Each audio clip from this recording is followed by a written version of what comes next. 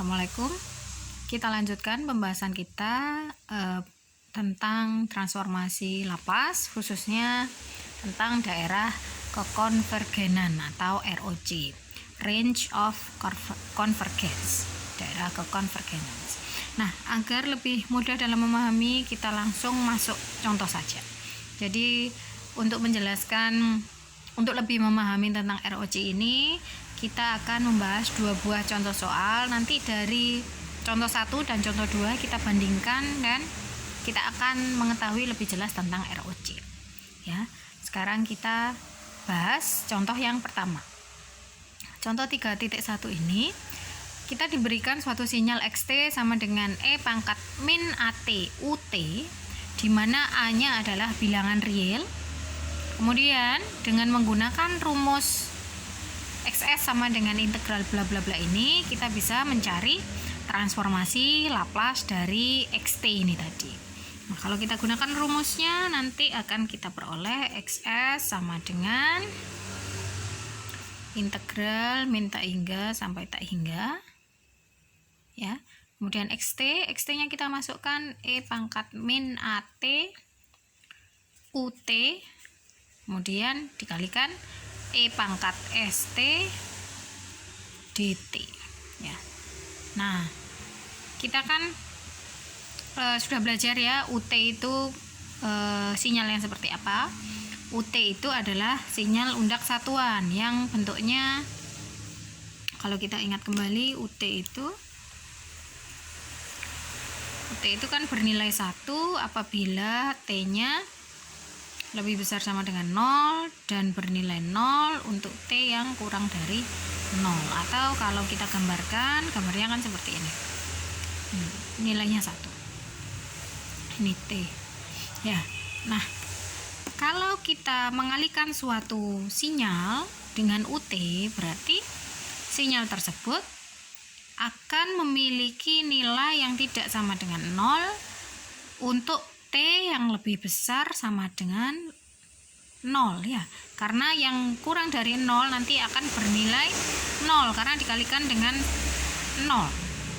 Sehingga yang awalnya integral ini dari min tak hingga sampai tak hingga nanti akan berubah batasnya menjadi mulai 0 sampai tak hingga karena pengaruh perkalian dengan sinyal undak satuan tadi. Sehingga yang di dalam integral, yang di dalam tanda integral atau integrannya menjadi e pangkat min at dan e pangkat st, min st. Ini sama-sama punya e, sehingga bisa kita tulis ulang menjadi 0 sampai tak hingga e pangkat min at kemudian min st. Jadi dijadikan satu, ya. Kalkulus sederhana. Ini saya proses perhitungannya saya perinci agar lebih jelas. Nah, kemudian ini kan sama-sama punya t. T-nya bisa kita keluarkan, minusnya juga saya keluarkan. Sehingga diperoleh 0 sampai tak hingga e pangkat min a plus st dt.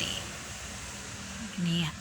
Nah, kalau kita ingat integral dari e pangkat ax dx itu kan hasilnya adalah, atau rumusnya adalah e pangkat a e pangkat 1 per a, maksudnya 1 per a e pangkat ax, ya, gini, plus c toh. Nah, kalau ini misalkan ada batasnya, misalkan ini batas bawah, batas atas, maka nanti jadinya gini toh. Nah, ya. Nah, ini kita terapkan ke situ. Ini saya tuliskan, barangkali ada yang lupa. Kalau pangkatnya di sini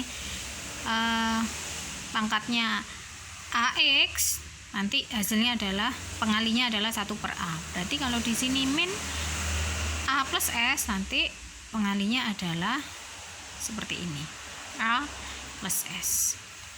Di sini ada min, maka di sini juga dikasih min. Kemudian e pangkat min a plus st dengan batas 0 sampai tak hingga. Kemudian kita masukkan batasnya. Sebelum kita masukkan batasnya, ini kan ada pangkat min. Pangkat min itu sama dengan 1 per ya. Ini kalau kita jabarkan lagi 1 per A plus S. Nah, ini saya ubah bentuknya menjadi 1 per E pangkat A plus S T. Gini ya, 0 sampai tak hingga. Jadi tidak ada lagi pangkat min karena sudah saya taruh bawah sebagai pembagi. Nah, kalau sudah seperti ini akan kita masukkan batas-batasnya ke variabel T sehingga diperoleh 1 per A plus S dikalikan 1 per E pangkat A plus S dikalikan tak hingga dikurangi dengan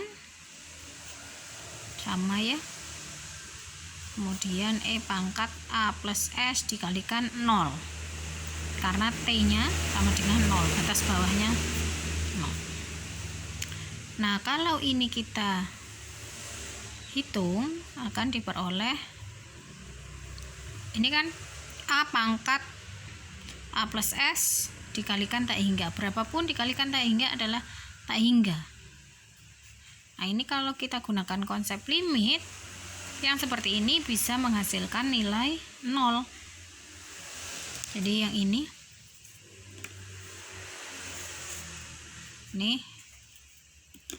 menghasilkan 0. Kemudian ada min dikali min plus 1 per A plus S. Kemudian ini ada A plus S dikalikan 0. Berapapun dikalikan 0 ada